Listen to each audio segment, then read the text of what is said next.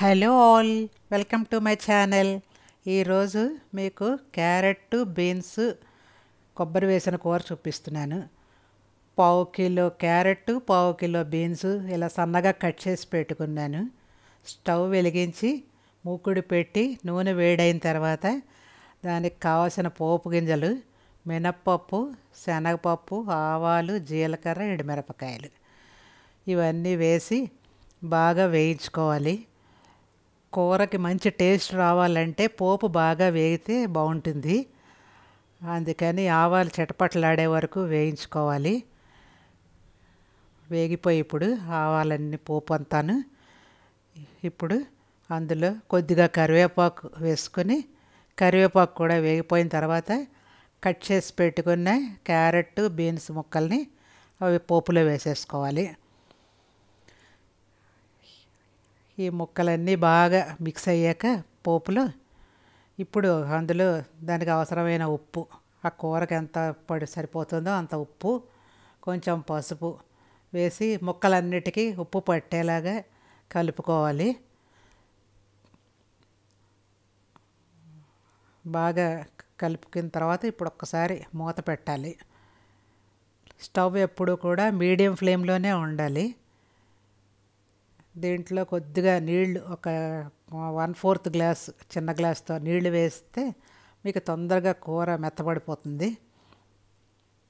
ఇప్పుడు ఒక్కసారి మూత పెడితే ఒక 5 to 10 మినిట్స్లో కూర ఉడికిపోతుంది. కూర ఉడికే లోపల కొబ్బరి ఒక హాఫ్ కొబ్బరికాయ, 4 లేదా 5 పచ్చిమిరపకాయలు తీసుకున్నాను. ఈ లోపల గ్రైండ్ చేసుకొస్తే అయిపోతుంది.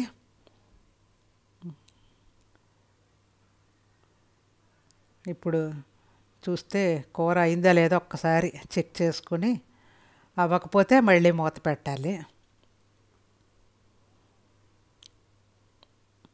ఇంకా కొంచెం ముక్కలు గట్టిగా ఉన్నాయి, అందుకని మళ్ళీ కలిపేసి మళ్ళీ ఇంకొకసారి మూత పెడుతున్నాను.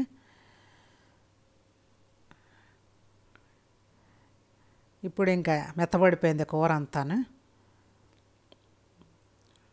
స్టవ్ని కంప్లీట్గా లో ఫ్లేమ్లో పెట్టేసి ఇప్పుడు అందులో గ్రైండ్ చేసి పెట్టుకున్న కొబ్బరి, పచ్చిమిరపకాయలు పేస్ట్ వేసుకోవాలి. ఇప్పుడు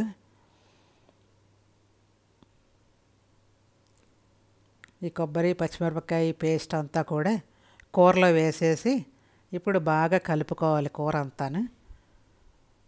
కొబ్బరిలో ఉన్న తడి అంతా డ్రై అయ్యే వరకు కలుపుకుంటే సరిపోతుంది.